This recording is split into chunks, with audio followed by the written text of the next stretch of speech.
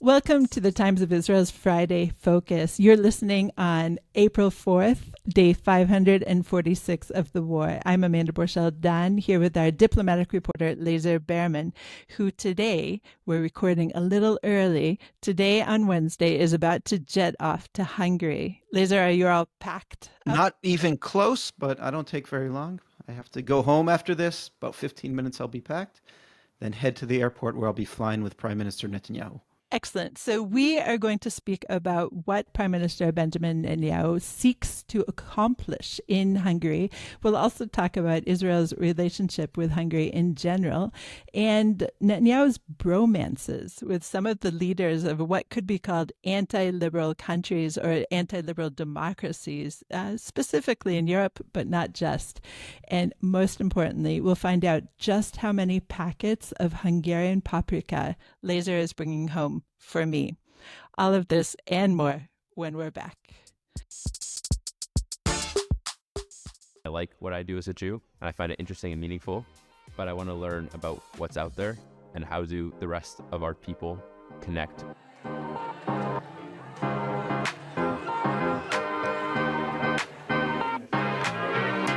You come in knowing some things, but nobody here knows everything, because everyone has had like puzzle pieces, and together we kind of make up this whole larger puzzle. I think the Hartman Fellowship has impacted me as a Jewish leader more than any other Jewish program that I've done, because it's sort of broadened my horizon on what exactly it means to be a Jewish teen and what sort of Jewish teen learning looks like.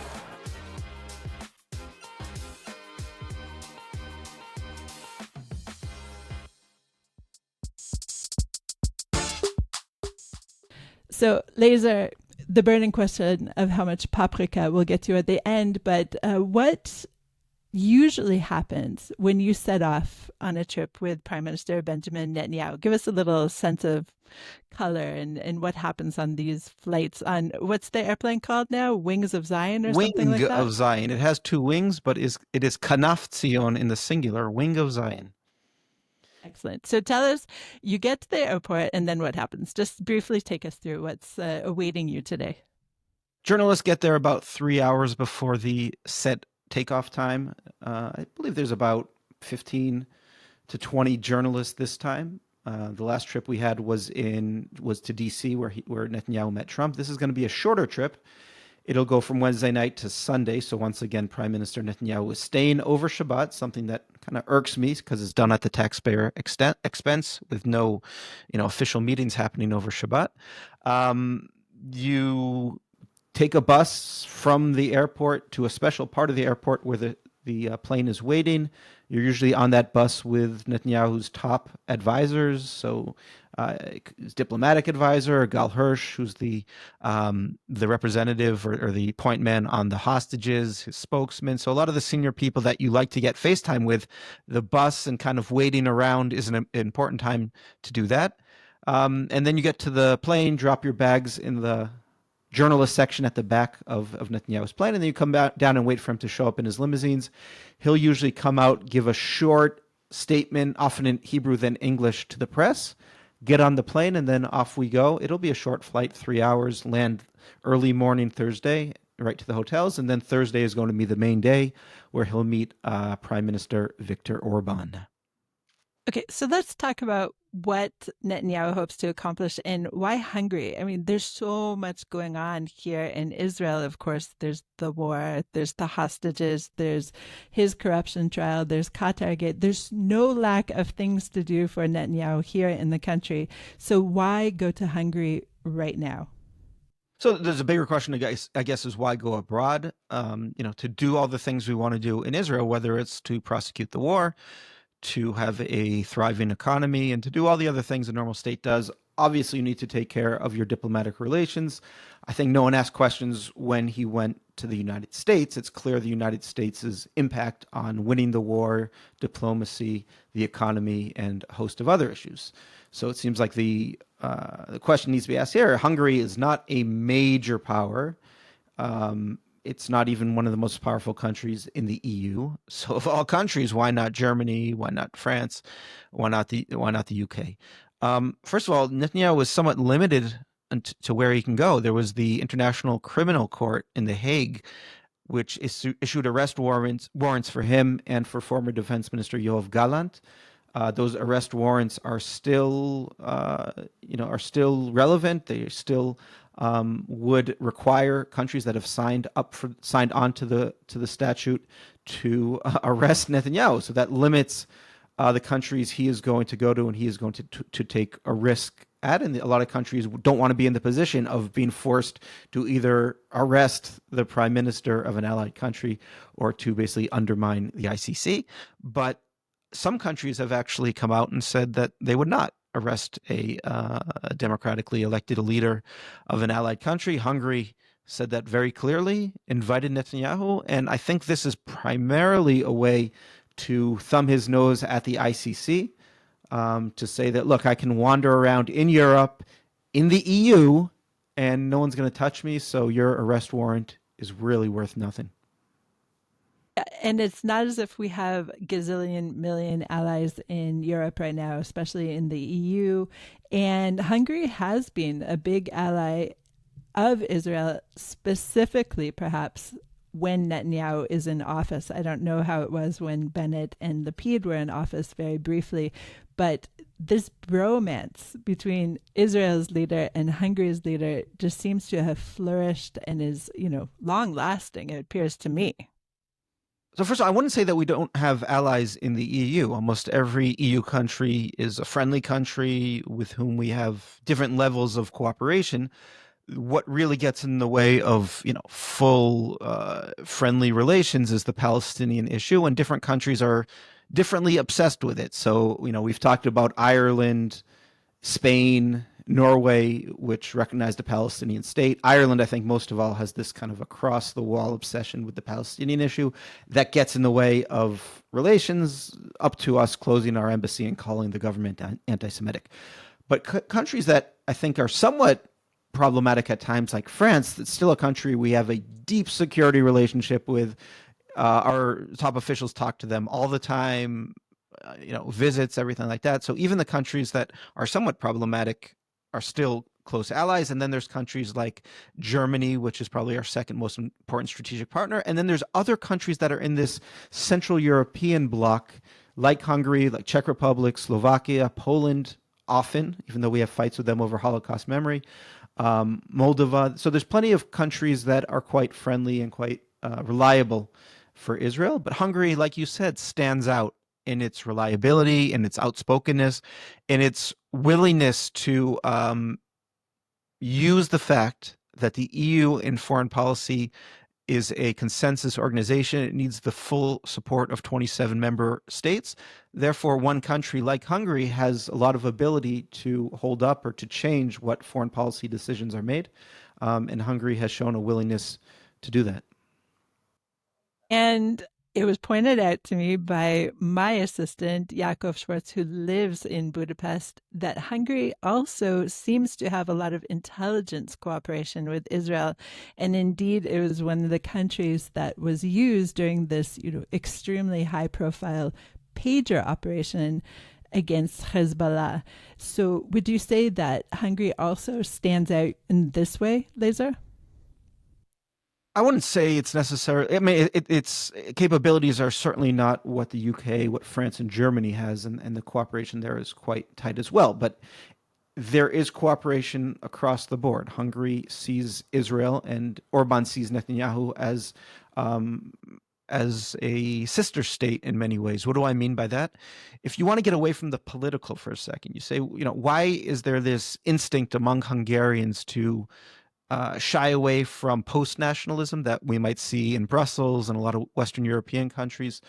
There's this distrust of nationalism that came about in Europe after World War II, and part of the European project, which ultimately, after several iterations, resulted in the EU in the 1990s, was this belief that nationalism and would lead to inevitable wars in Europe, and the way to get away from those darker forces that lurk beneath the surface in Europe is to have post-nationalism and cooperation in institutions like the EU.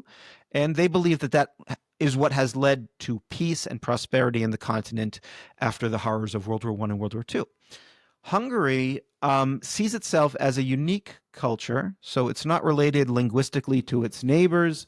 It has, a strong belief in its own culture, a desire to promote it, to protect it. It's seen historically Hungarian lands being put into or taken or cut off, and resulting in Hungarians living under other countries. That has led to tensions at times with even Ukraine. And it is a proudly nationalist country that wants to protect its culture against what it sees as a post-nationalist, even a post-Christian Europe. And when it looks to Israel, it sees a country that has been quite successful, a proudly nationalist country, a country that is different than its neighbors, that's unique, that has a unique language, that acts differently than its neighbors. And it says, okay, they would understand this is kind of a model country for us, a prosperous country too, but certainly a Western country that would understand why we cling on to nationalism and why we think that is the way forward. So that's kind of a deeper reason for them to be positively oriented toward Israel. But there's other reasons as well. I mean, the European project is certainly going through some serious shakeup. You can see the wave of populism, which started more than a decade ago, you can even say 2 decades ago, and got stronger and stronger over the years. Some things that have certainly pushed it is the migrant and the immigration policies of the European Union. If you remember, in the Syrian civil war, in the wake of the Arab Spring, Europe opened its doors to hundreds of thousands of young men, primarily, but plenty of Muslim immigrants into Western Europe. Hungary and other Central and Eastern European countries did not accept any of them. And we're proud of that. And Hungary actually built a wall on its southern border. And you can see that has led to some serious public dissatisfaction in Western Europe. You see that many countries which had promoted this, this asylum seeking and these EU open borders are now turning against it. You have Germany, which is announcing that there's going to be border checks at all of its borders, which goes against the Schengen zone principle. You have Poland also defying EU rules and saying that they're going to stop EU asylum seekers if they come from Belarus or something, that they're going to get sent back. So this is certainly something that is leading to this populist right-wing, or you can call it far-right pushback in the EU. These parties won in the 2024 European Parliament election. So this is really the strongest force now in EU politics, is the right-wing populists. But there are also other issues.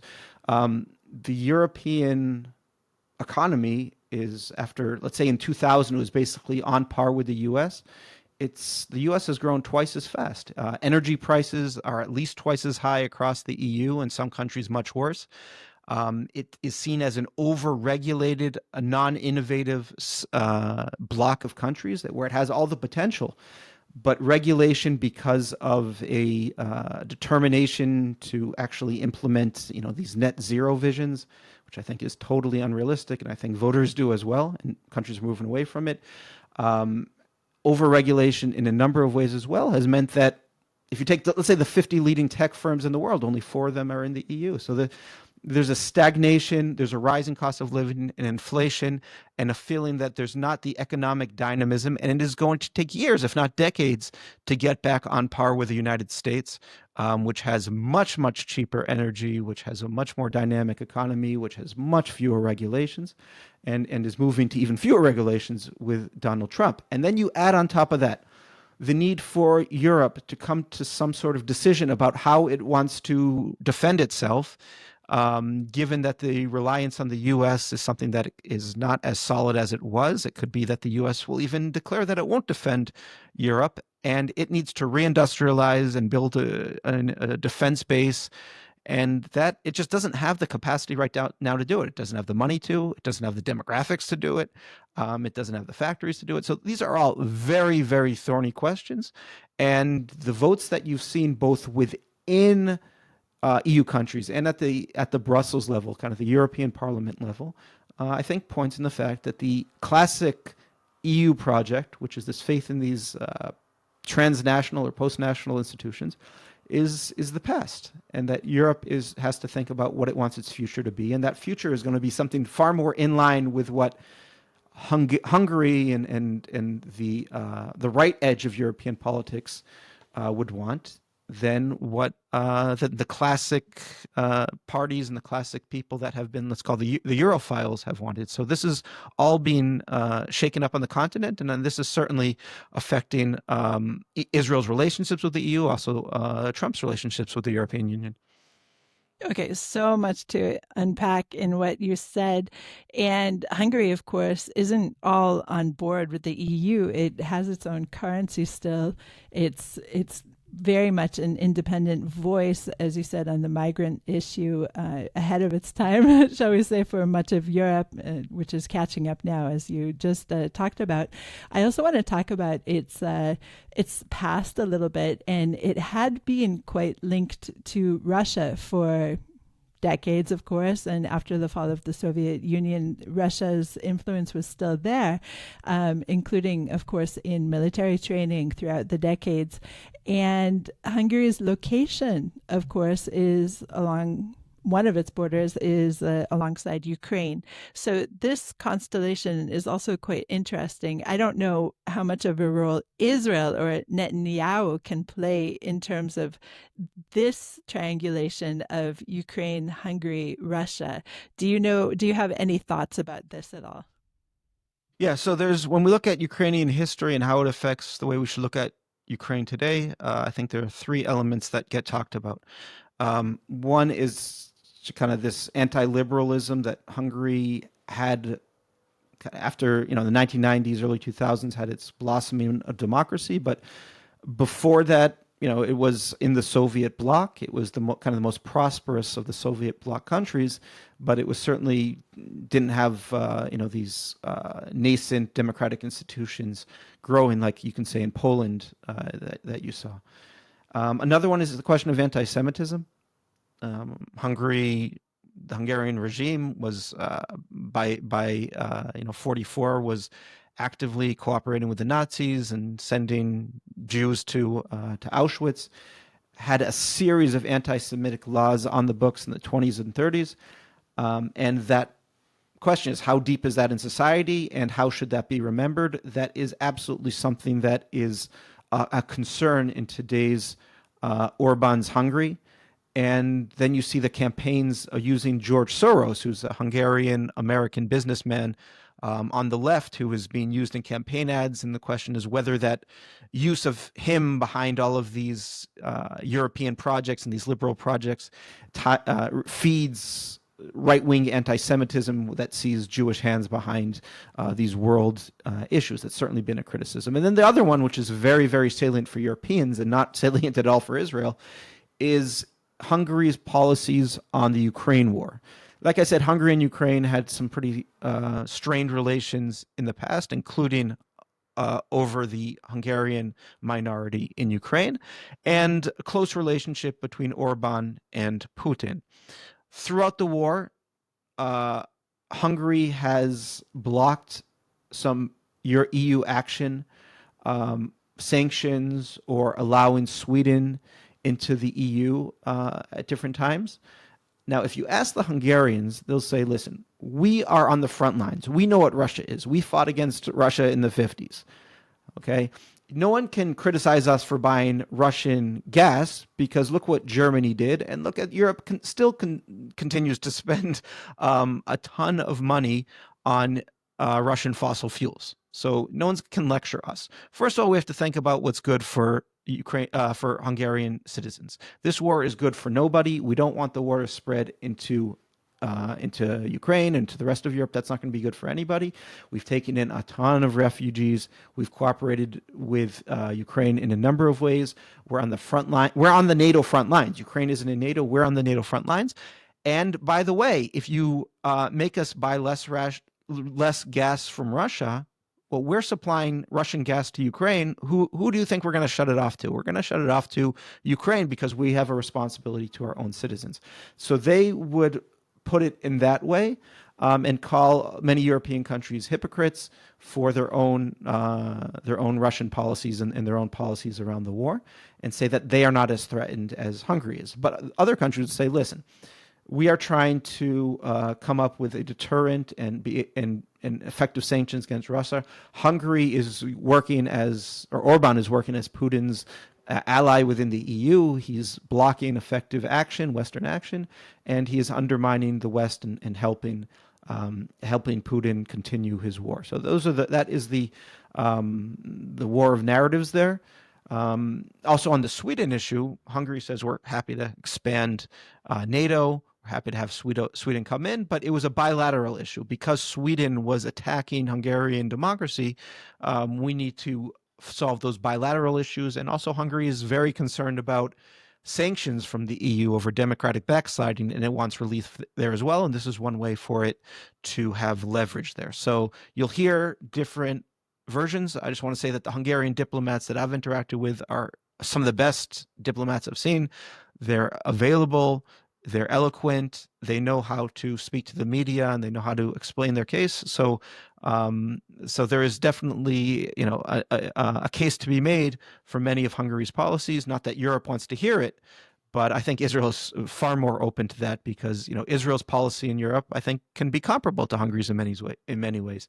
It's less our fight than Hungary's is, but we're not going to pick a fight with Russia. We have interests with Russia. We certainly are quite sympathetic with Ukraine. We know who the aggressor is, but we're not going to cut off ties with Russia or move too far and harm our own interests in a war which does not directly affect us. Right. So part of my question is, in Netanyahu going to Hungary for this long weekend, is part of the hope to actually get closer to Russia or to maintain, good relations or some good channels with Putin? Do you think that Orbán can be this mediator in a way? I don't think we need other countries to talk to Russia. We know how to talk to Russia. We've always been talking to Russia, certainly about Syria. And there are enough ways to talk to Russia, and we've been able to do that.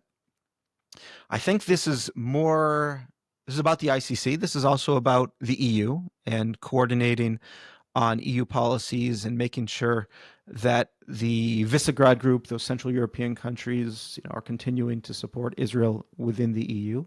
But I think the main thing here, and this is what lurks over all of Israeli policy since Trump came back to office, is Trump.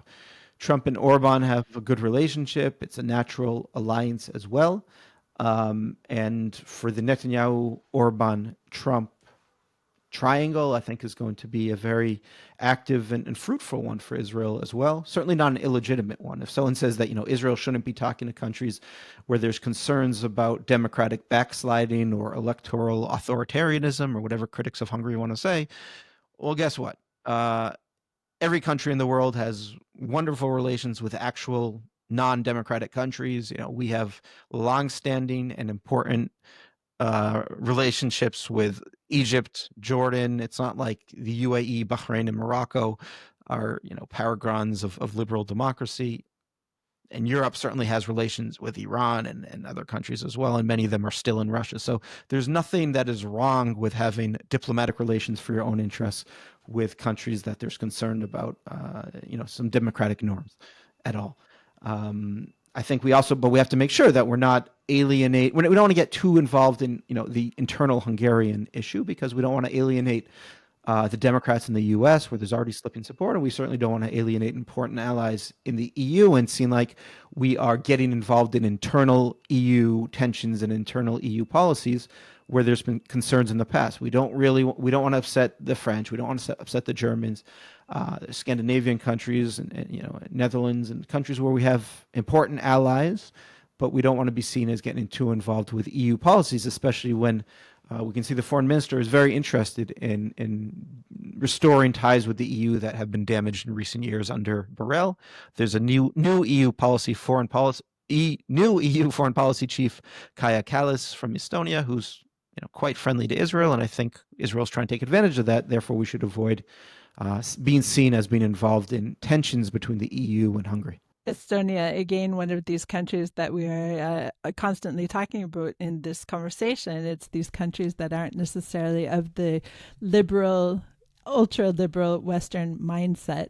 So do you see any downside in Israel creating, valuable ties to some of these Eastern European countries that aren't necessarily of the liberal mindset at the end of the day? So if I was going to look at any costs, it could be, we want to be careful we're not giving a pass to anti-Semitic elements. There's obviously anti-Semitic elements across Europe, across the world. It expresses itself differently in different countries, but in Hungary, there's absolutely anti-Semitism, and we don't want to give a pass. We don't want to be deaf to the concerns of the large local Jewish community, which certainly has concerns beyond the Chabad, but the rest of the Hungarian Jewish community certainly has concerns with the government. So we want to make sure that we are representing concerns of the Jewish community as well. We don't want to be seen as, again, taking a side. We want to say whoever is supportive of us and is within certain norms, we are going to work with you. A case could certainly be made in these more liberal Western European countries. Where I would ask you this: where can Jews walk around more comfortably? In Budapest, or in Paris, or in London, or even New York City sometimes? Right, exactly. I mean, definitely, yeah, and obviously the food there is phenomenal as well. Yeah. So just no question. So if we're concerned about anti-Semitism, it seems like there's a different but a perhaps more severe anti-Semitism problem on the streets of many of these cities. So it's not like, Budapest is probably one of the safest places in Europe to walk around for a Jew. So we should not be blind to that. But, the fact that they have not allowed pro-Palestinian protests or anti-Semitic or pro-Hamas protests in any meaningful way, I think has to be appreciated, and we should not be alienating allies, and we should make sure that those who stand with us in our time of need, we're going to stand with them, and we are going to recognize that. And those who try to block weapons while we're fighting Hamas, or those who try to twist the rules of war or make up new rules, humanitarian rules, or new definitions of genocide while we're fighting just to target Israel, well, there's going to be a cost there as well. We're not going to cut off ties necessarily, but we're certainly going to move closer and hopefully provide a material benefit for countries that stand beside us. There's always the difference between what is official and what is in practice. And for example, in Budapest, if you go to one of the flea markets, you'll find Nazi paraphernalia. It's just out there. There's portraits of Hitler. There's all sorts of Nazi symbols that you can purchase. And Yaakov has purchased in the past, my assistant who lives in Budapest. And it's just out there in the open. And yet, at the same time, it is very easy to walk around as a Jew, and quite safe overall to walk around as a Jew. There are strong ties between the Jewish community and the government, especially the Chabad wing of the Jewish community, but that's maybe another conversation. And it is interesting, a little worrisome at the same time, that this Nazi paraphernalia is just out there. I don't think people think it's ironic when they're selling it. So that does have me a little bit worried, Lazar. What do you think about that?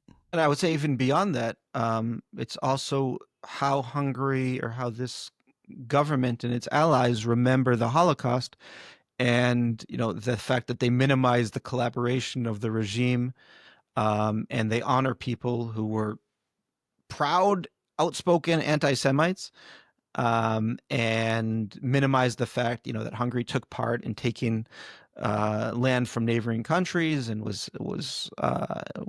did not allow Jews to serve in the armed forces. They served in these labor battalions that many thousands of Jews died in, and had anti-Semitic laws, and could have stopped the wholesale slaughter of Hungarian Jews in Auschwitz, but didn't, and actually cooperated. And I think it's quite clear that had they resisted, the situation would be very different. So we cannot let countries minimize their own complicity in the Holocaust. It's an issue that's gotten in the way of our ties with Poland. The situation in Poland is quite different, but because there was not a collaborationist regime in Poland at all.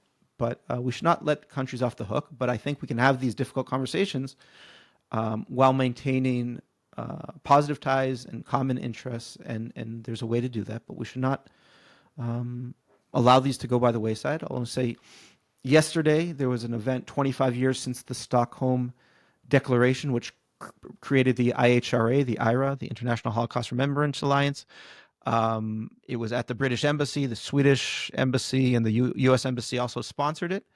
The last surviving fighter from the Warsaw Ghetto Uprising was there speaking. So, just that underlines how important it is to make sure that the true story of the Holocaust gets across, and we point fingers at who we need to, and it doesn't need to affect our ties today if our interlocutors in Europe take a full faith and introspective look at this and are able to learn the lessons moving forward.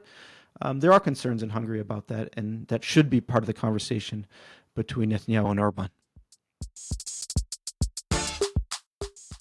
I and my wife, we were mourning with people, but because of the way that things have changed, let's say in the last 5 to 7 years, there was a feeling that, and this is the substance of an exchange I had in Dissent with another member of the magazine's editorial board, the kind of progressive movement, I think a lot of people in the progressive movement felt, well, if we make a big deal out of Jewish pain and suffering in the wake of October 7th, it'll be instrumentalized and used to justify the war. That's like a generous interpretation. And my argument was actually not mourning legitimates the war. And this is because people don't understand also how Israelis feel themselves to be in the world.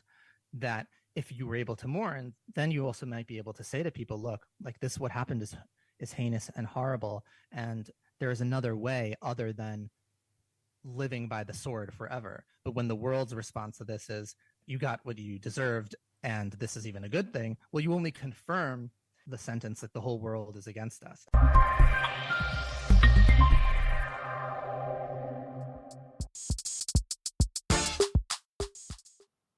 Lazar, so now we've come to the most important part of the conversation. So I'm placing my order for sweet paprika and also hot paprika, and I expect it to be fulfilled before Passover. So are you my man? I think I can do that. I'm going to be looking at the palenka, the schnapps that they have there, and I'll have to drink that probably before Passover as well. But if anyone can do it, I can. Really, really, really, really sharp, those schnapps. Okay, Lazar, have a great trip, and I look forward to seeing you in the office again next week. Thank you. Have a great weekend. Shabbat Shalom. Shabbat Shalom. Thanks for listening to the Times of Israel's Friday Focus. Please check out another installment next week. This episode was produced by the Podwaves and edited on video by Thomas Gersh. If you have any questions or comments about this or any other episode, please drop us an email to podcast@timesofisrael.com. Until next week, Shalom.